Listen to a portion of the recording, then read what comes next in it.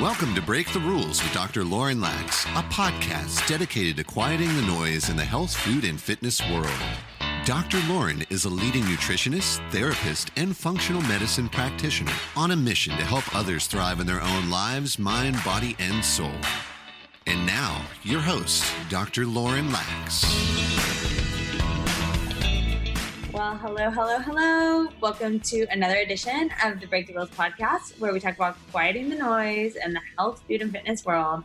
And today, I'm super stoked to have Melissa Wolak in the house. And Melissa is a cognitive and communication expert, cognition and communication expert, who really is all about helping individuals with the health and well-being inside and out. Really reframing, though, their thought patterns and how that can influence how we show up in the world. And today we're going to have a really good conversation, no pun intended, about common unhelpful thought patterns Melissa has seen in her 23 years of experience.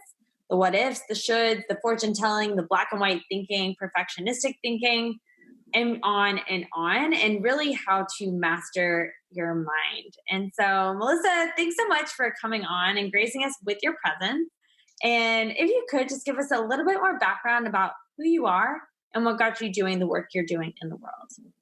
Yes. Hi there. Hi, Dr. Lauren, and I appreciate you inviting me on. This is one of the topics I do love to talk about.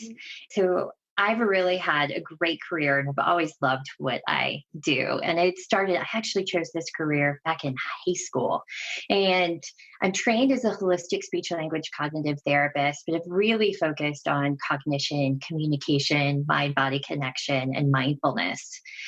And my career's really evolved over the past 2 decades or so. And I have noticed trends no matter the age or the issue that a client has been working with. And that is that we all carry some thought patterns with us. Usually they're habitual and they cause us to react in stressful situations or even positively exciting situations, and they just pull us out of being able to problem solve and look at options and make choices. And you named some of the heavy hitters, but as I've dealt with people with varying health issues, whether it was healing from cancer or a brain injury, fibromyalgia, chronic fatigue syndrome, burnout. Mm-hmm. We're seeing so many people diagnosed with these issues these days. And there was always a common thread, right? One was stress and lack of self-care, which I do believe is a type of healthcare. And I know that as a functional practitioner, you feel that way too. And so do so many of the people who've been on your podcasts.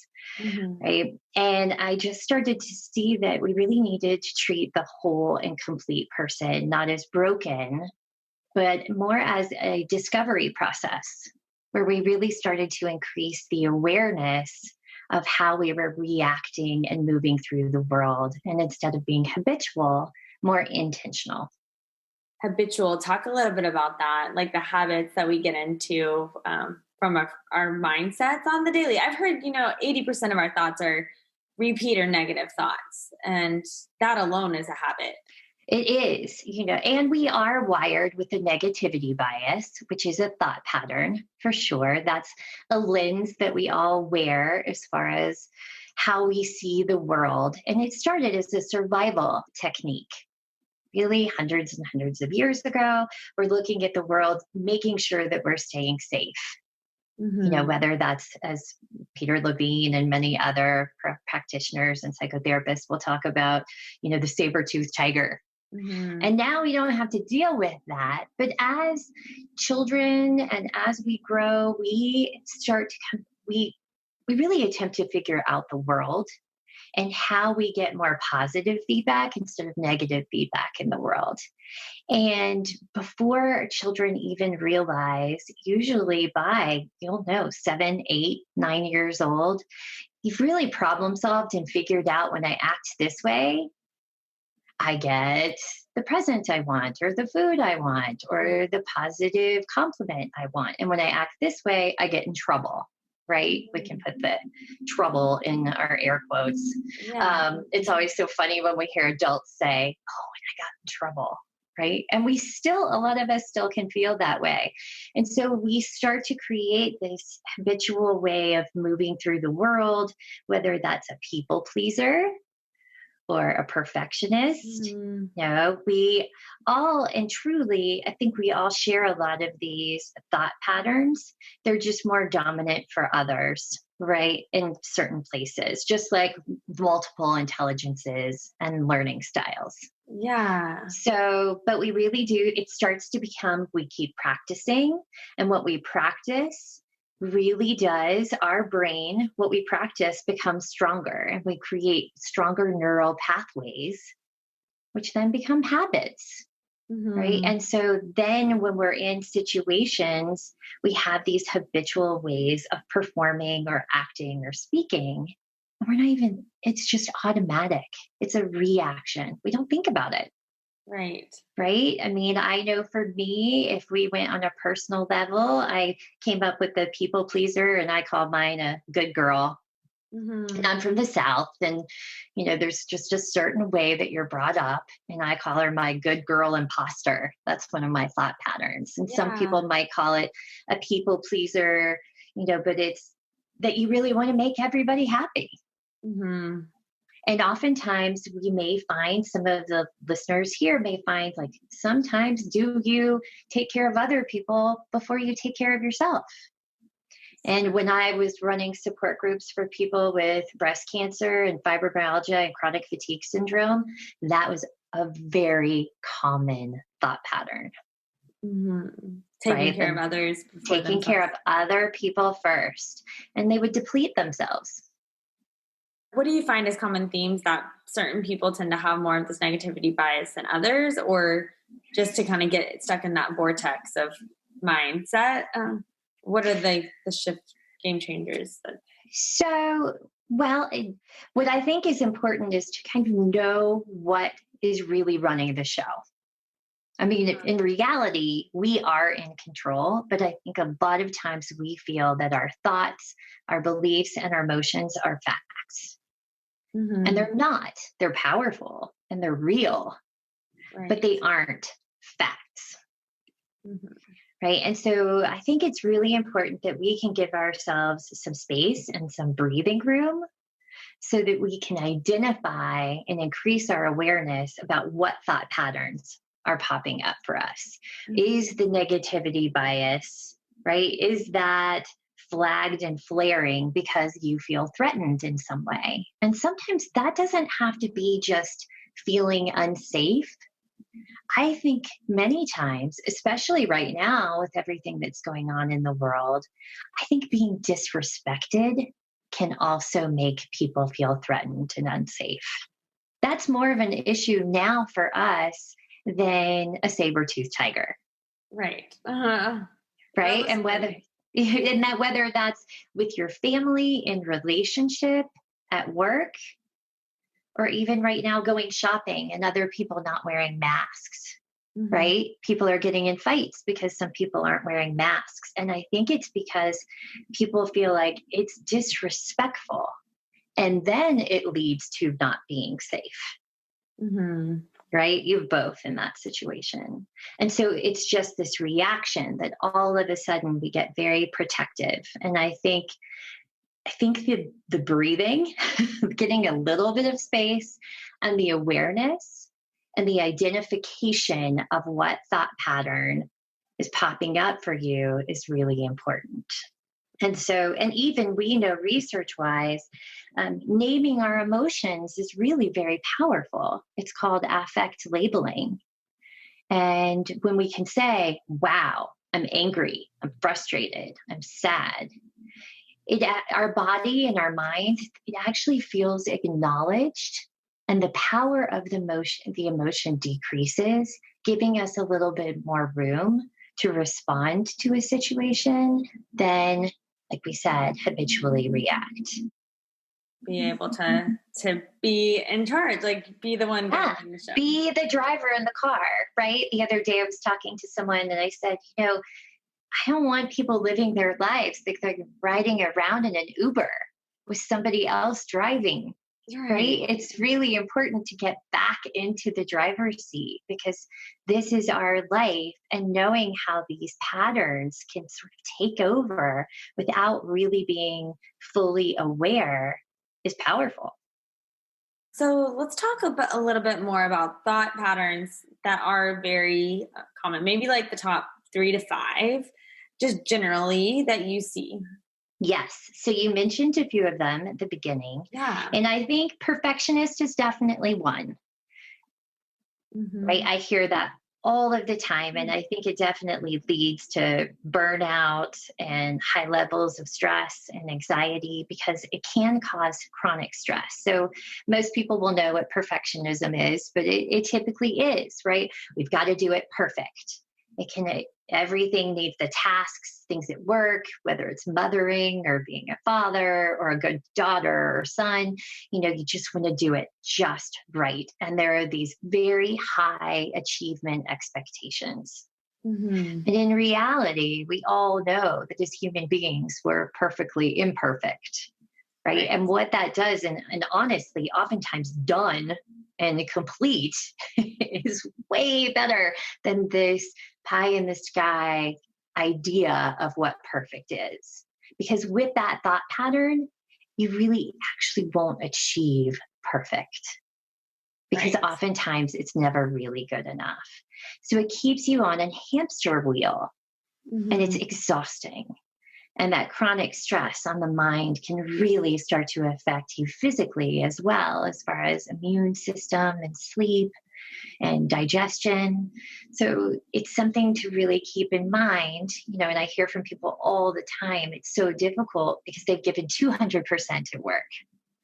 Right. But then when they want to go back down to maybe 90%, they feel like they're slacking off, and it looks bad performance-wise because they've shown what they can do, even though it wasn't a healthy expectation. So that is definitely one of the common ones. And I have often joked that I am a recovering perfectionist. Oh, me too. Right? Yeah. Live to tell about it. Right? Like I have the awareness, and now I can go, nope. Actually, I don't need to spend 20 hours writing this article when I could get it done in an hour and a half. Yeah. Because really, it would have made as much of an impact. Right. It most likely wouldn't have made a difference. So I also think that the rescuer is an interesting thought pattern. So taking over responsibility for what happens, whether it's at home or work and relationship, it's when we end up throwing on the cape and being Wonder Woman or Superman and feeling like we need to help. We have to, right? Let me fix this. Let me make this better. Yeah. And as a care provider, a healthcare provider, we can certainly, and you are as well, we can have that rescuer mentality, but anyone can. That could be in a meeting where you're watching somebody floundering and you sort of swoop in to rescue them. Right. Or raising children. It's instead of letting them fall, now we hear people talk about helicopter parenting and parents who are, they want to protect their children. And of course, that's coming from a place of love. Right. But if we rescue people, we ultimately can end up enabling them as well. And they don't get to have their full experience. Right. So not being the rescuer. Letting the release happen. How do we not be that? Like, that seems like if it was easy, we would do it right away, right? Right. And oftentimes it goes back to breathing and noticing what you're doing and going, this is their experience. I'm here to hold space. I'm here to support, but I'm not here to do it for them and rescue them because everyone needs to have their own journey and learn. Right. But that takes a lot of trust. And it also takes practice in, once again, identifying that you're doing it because it's so automatic to jump in that way. Yes. And I think, some people will call it mind reading or fortune telling. And especially whether it is at work or with a significant other, I think we've all gone into that place where we start making assumptions, right? Oh, they are mad at me, but they're just not saying it. Or, oh, I said something that wasn't very smart. Or, oh, I just made a fool out of myself and now everybody's talking about it when I leave the room. Right. Or, oh, I can see what's going to happen in the future and that person's going to break up with me. Or, like we think we have these abilities. And I'm not saying that some people aren't psychic and that they don't have that ability. But I think many times without even thinking about it, we go into a place of guessing and creating these stories and endings that may not necessarily be true. Right. And it's a part of storytelling. And I'm sure many people who listen to you probably listen to Brene Brown too. And she talks about something, and maybe I've now modified this idea. I might have, but so hopefully I'm not totally changing it. But, the story I'm telling myself, right? Catching ourselves when we start to make assumptions and storytelling places, right? Like, and I even tried this out. I tried it with a client and had her try it just this week with her, with her daughter. And I did it with my husband where I said, wow, the story I'm telling myself right now is that you think whatever it was, it might've been the stimulus check or something. Like we didn't get that because of something I did wrong with our taxes. Right. Right. Like that's the story. So now I'm starting to feel guilty. Like I'm feeling all of these emotions, a little frustrated because I know that's not the case. I knew what the reason was and if we qualified or not. And, but I said something instead of holding on to it and breeding resentment and guilt and negative feelings and then feeling disrespected. And he went, oh, no, I'm so glad you said something to me. No, that's not at all where I am. Wow. Right. And it was like, oh, well, now I just cleared up hours of going into the future and creating all of these stories and thinking that I could read his mind. Right? Mind reader, yeah. Yeah. And that I think the mind reader and the fortune teller and the crystal ball talents, they kind of go together. But it's really creating stories and making assumptions that might not really be true. Something that comes to mind too is that when we're assuming things, that like say a confrontation with a significant other or something like that, or with a friend, it's usually about them, not about us. Like is something like, just keep in mind, it's about them, not us. Why is that, or how is that? Because I think that's something that's commonly said, like to remember in those situations, basically get in another person's shoes because they're seeing things from their lens, whereas we usually see things from our lens. Have you ever heard that before? Yes. And we can really take over responsibility. Yeah. Right. And we keep bringing it back to us. And it is back to that personally feeling threatened or unsafe or fearful, because we have basic needs as human beings. And we want to belong. We want to be loved. Right. We want to be safe. Yeah. And we need those connections, but that's a deeper fear that people have that we'll lose them. So you go into that problem solving because you want to fix it. And you're making the assumption that, oh, here's my negativity bias jumping in. I must have done something wrong and they must not be happy with me. Yeah. And that's why it's so great to do something and say, instead of going down that path, to say to someone, listen, this is what my mind is telling me right now. This is the story. This is how I'm feeling right now. Is that true? Just communicating. Simply communicating. Beautiful. I mean, that is it. You hit the nail on the head. We check in. And I think that's key on all of these. Check in. Check in and see what is really happening. really, being open with the other person. That's so beautiful and something I feel like we don't do super easy. We don't, right? Coming from a place of being open and leaning in and asking questions and being curious, that typically we need to feel safe. Yeah. Is there any other? So we have three that you shared with us so far. Anything else thematically that you see as being common repeat thoughts or negative bias patterns? Oh, yes. So Yes. well, let me pick out the one that I think would be the best. So we talked about the perfectionist, the mind reader, fortune teller, the rescuer, right? I Mhm. think those are common. Yeah. We can also go into catastrophizing, Uh-huh. That's a right? good And one. that's when we just go to, oh man, it's the end of the world, right? And Right. I'll never get better.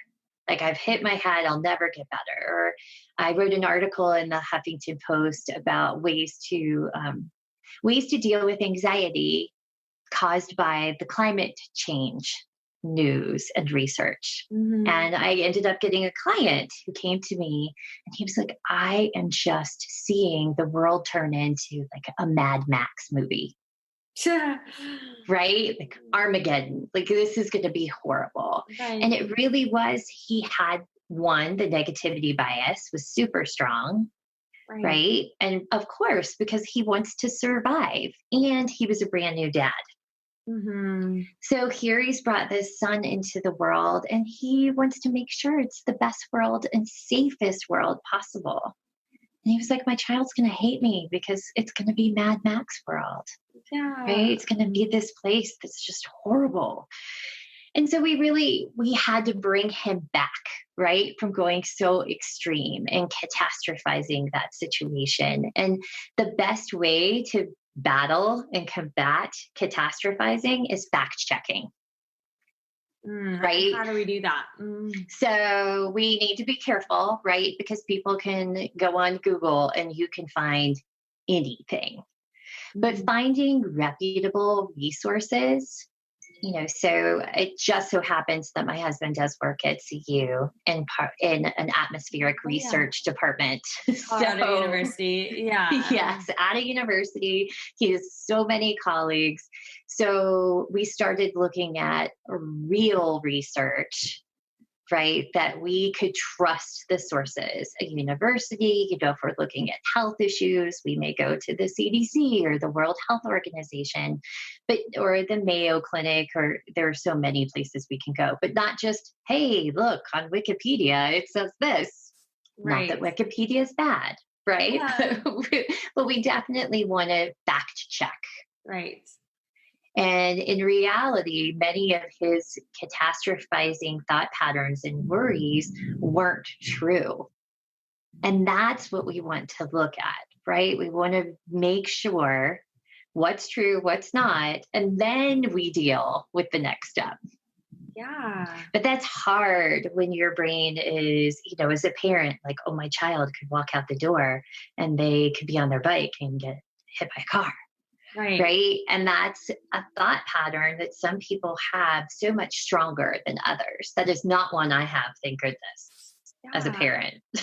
So that's so good. I think too, we can see that with the virus, even like the media that you're tuned into, like what story are you getting? And is that the whole story? And it's hard for a lot of people to know. There's a lot of confusion too. But have you seen that in practice, or has that been anything you've been talking about? Yes. Mhm. And because of that, I have to say, I've really recommended that people be careful what news stations they're watching, what they're Mhm. listening to, and that they also limit their news intake, right? Because it Yeah. just fuels that thought pattern. So does. It's so interesting. I worked in the news for about 4 years, and we would always say if it bleeds, it leads. And so I think for viewers to know, like, sensationalism oftentimes sells, and the headlines that seem very catastrophic can be there for a reason for more clicks perhaps, or just a piece of the puzzle. So it's not always the whole puzzle in that story. Truly. And I do believe that oftentimes when people want more followers, more people to watch, more people to click. Even the news, they know to lead with pain points because with everyone's negativity bias, that strikes people first. Yeah. Oftentimes, it takes 5 positive stories or information to really pull people in to combat one negative. Totally. And for people who've been traumatized, it's actually more a 10-to-1 ratio.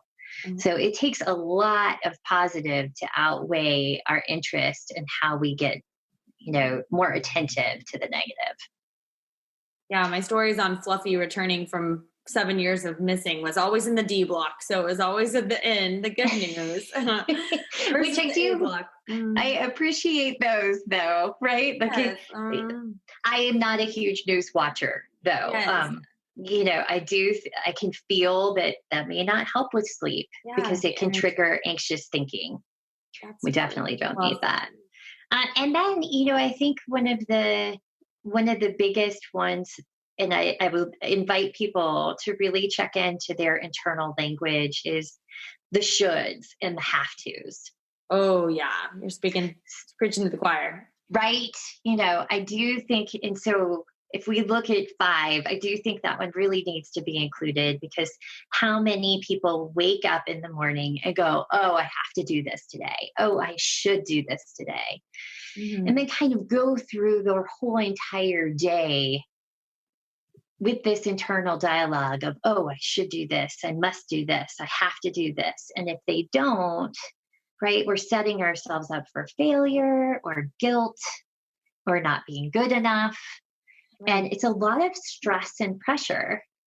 And, we can really switch that from I really want to, or I will, or I can, or this is a priority for me today. It's really important that I get this done.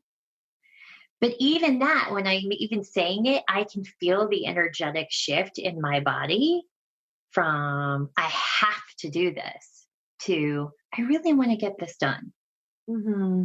Or I should do this to I will put this on the top of my list. Yeah. Less shoulds and more like, a gentler conversation, I guess, versus the should monster. Right. It's being more open, less critical, less judgmental, and actually getting back in the driver's seat again. Because when we say should and have to, it sounds like someone's telling us, mm-hmm. right? And giving us instruction and orders instead of us saying, oh, this is important. I want to get this done. Right. Or even just, you know what, this is sort of stressing me out and I want to get it off my list. Yeah. Right? Like it may not bring me joy, but it'll make me feel so much better once it's complete.